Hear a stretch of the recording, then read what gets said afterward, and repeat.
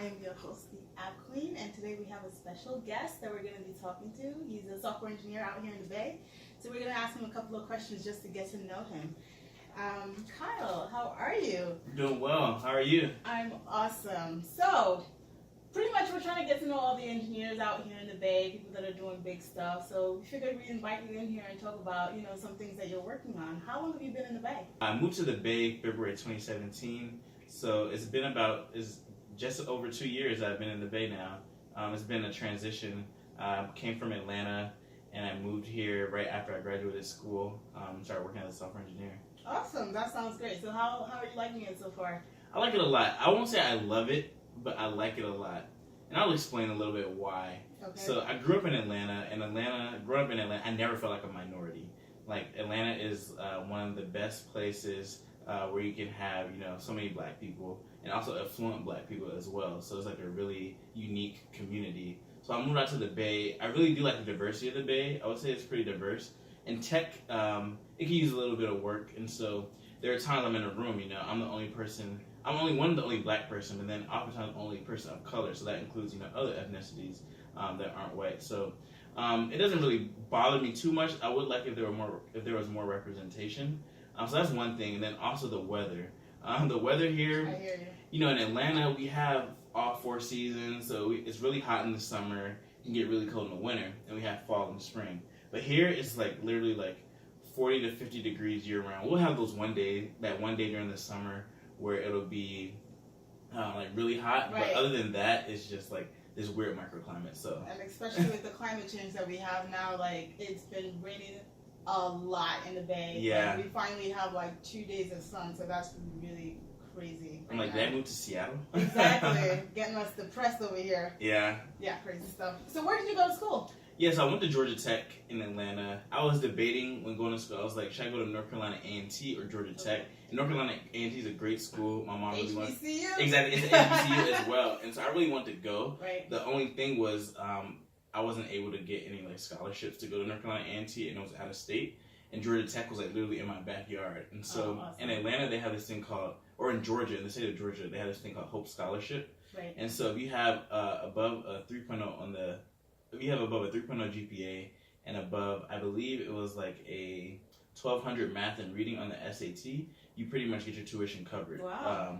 And so I know the SAT has changed lately, so that 1200 score, I don't even think that's I'm not sure what it's out of now, but back then when I took it, it was if you had math and science, or math and reading 1200 on the SAT and above a 3.0, you get your tuition covered. So wow, it was a no-brainer for me to go to Georgia Tech because I was able to, get that benefit. Oh, that's really, really awesome. So when did you start developing apps? Yeah, so growing up, I've always been very interested in mobile apps. When the first iPhone came out, and I always thought I wanted to be a computer engineer to do more of the hardware stuff. And then when I was at Georgia Tech, I was studying computer engineering at first. Okay. And when I was studying computer engineering, the curriculum was very electrical engineering oriented. So I was taking classes like digital signal processing. And there was a lot of math and very just electrical engineering oriented, and I really like it. And so then I had a friend that one summer, after our freshman or sophomore year, I believe it was our sophomore year, he had an internship at Google, and he was doing software, and I was like, I want to do that. And so I switched my major to computer science. I had done a little coding, but not much. And so seeing him having that Google internship really inspired me. I'm like, I think coding could be cool. And I had done a little bit of coding in high school, just on the side. I was watching YouTube videos by this guy named The New Boston, and he had videos about learning C and stuff like that. So I would do a little bit, but I wouldn't consider myself a programmer. I was maybe 17, just tinkering around. Right. But I started doing it more seriously in college, and I've always had aspirations of building a mobile app, but I just never saw it through to the beginning until last year, and so that was a really good experience. Really, really awesome stuff. So, what are some of your favorite apps right now? Some of my favorite apps right now. I'm gonna have to go with Instagram. I spend so much time on Instagram, it's crazy.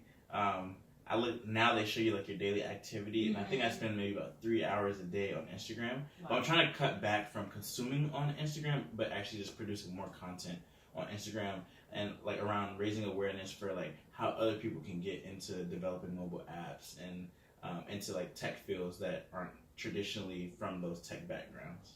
So speaking of that, I know you're working on something right now. Can you tell us a little bit about that? Yeah, so right now I'm working on this thing called a mobile. It's my mobile app accelerator. Ugh. I'm working on this thing called a mobile app accelerator, and I call it Idea to App Store.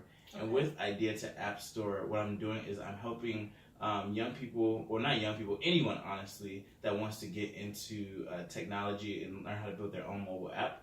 I'm teaching them how to go from an idea to the App Store. So I take them through 5 steps. And so those 5 steps are, one is your market research. So understanding the market, who are your customers, and then doing like customer interviews. Then the second thing is design. And so at that step, I'm teaching them how to like actually create the design, like the user interface and the user experience for their app. And then the third thing is creating the data model. And so like figuring out whether the information that they're going to be using in the app, whether it's user generated or whether it's coming from like a third party API or something like that. Then the fourth step is implementation. So this is what I'm teaching them. Like we're going to get our hands dirty, roll our sleeves up. Okay. And so we're going to learn how to code. And so I'm teaching them the basics of JavaScript. And then after teaching them the basics, we're going to step it up a notch, and I'm going to teach them React Native. And what React Native is, it's a cross-platform mobile development framework that allows people to write their code in JavaScript, but it compiles down to so they can have an iOS app and an Android app. And so, and I know you dabbled in some cross-platform stuff as well. I saw you were looking at Flutter. So that's one thing. And then the last step is actually deploying to the App Store. And so when it comes to putting an app in the App Store, like for Apple, there's a lot of constraints and criteria that you have to have in place in order for it to get accepted. I've had an app rejected 4 times by Apple. I know Google's a little more lenient, but just going over the criteria. So that's pretty much my program, and it's a 3-month program, and the idea is for them to have an MVP out, a minimum viable product, from the inception of the program to the end of the 3 months. That sounds really awesome. So I was looking through your Instagram and I saw that you have some app for Drake lyrics. Can you tell us a little bit about that? Yeah, so it's called Drakestagram, and essentially what Drakestagram is it allows you to search keywords and it gives you back a Drake lyric that's associated with that keyword. And so the way this started off was I noticed myself, I use Drake lyrics all the time for my Instagram captions. Right. And there are other people too, like Odell Beckham Jr. from the New York Giants. Him and Drake are actually friends. Okay. But on a lot of his photos, he uses Drake lyrics for his captions. And so I was like, So I was in Vancouver in November. It was my first time in Canada, and I went with some friends. And Drake happened to be there at the same time. And I saw him the week before in Oakland at his concert. So I was like, what if I ran into Drake? Spoiler alert, I didn't run into Drake. Okay. But I was like, it would be really cool if I actually pursued this app idea where I can search keywords and get a Drake lyric back. And it was like a silly idea that I had for some time that I never was actually going to act on. But I was like, you know what, why not? And that's what I really like doing. I really like bringing like technology and like the culture together. And so I created this app called Drakestagram. It's a web app. And at first I was going to use this API out there, this library that I could use to get lyrics, but it was $1,000 a month. Wow. And I was like, this is just a hobby project. I won't be making any money off of this. So I'm like, you know what? I'm just going to do it myself. And so I was able to scrape all the lyrics off of Genius, put it in a database, and everything's hosted myself. So now I only have to pay like hosting costs, which are about $20 a month. That's just coming out of my pocket, but I think it's well worth it, especially seeing like how many people have used it. There's been 10,000 searches since it first started in January 1st, and that was about a month and a half ago. So awesome work. So let's see. So what do you like to do for fun outside of just coding and building apps? Yeah, outside of coding and building apps, I really just like having a good time. There's always something to do in the Bay, especially like when I moved out here, I started getting into the whole nature thing. I just thought that was for a certain type of person. Right. But with my team from work, we went to Tahoe for the first time. I went to Tahoe for the first time in February. I went snowboarding. It was really cool. I didn't do super well, but it was a really fun opportunity. And I also like throwing different events as well. So I throw different parties and stuff in the Bay to bring the community together. So those are like a couple different things I do in my free time. And then I also just like sleeping. That is really awesome. We all need some sleep, trust me. So I think that's about it that we have for you today. Thank you so much for joining us, and good luck to you on the 3-month program. And we'll shout out your Instagram at the end of this video so people can follow you. Okay, awesome. Yeah, if you want to follow me on Instagram or Twitter, it's at Calculus. It's like calculus, but calculus. So that's KYLECULUS. CULUS. Awesome. Thank you, everyone. Thanks for having me, All Bacola. right, take care.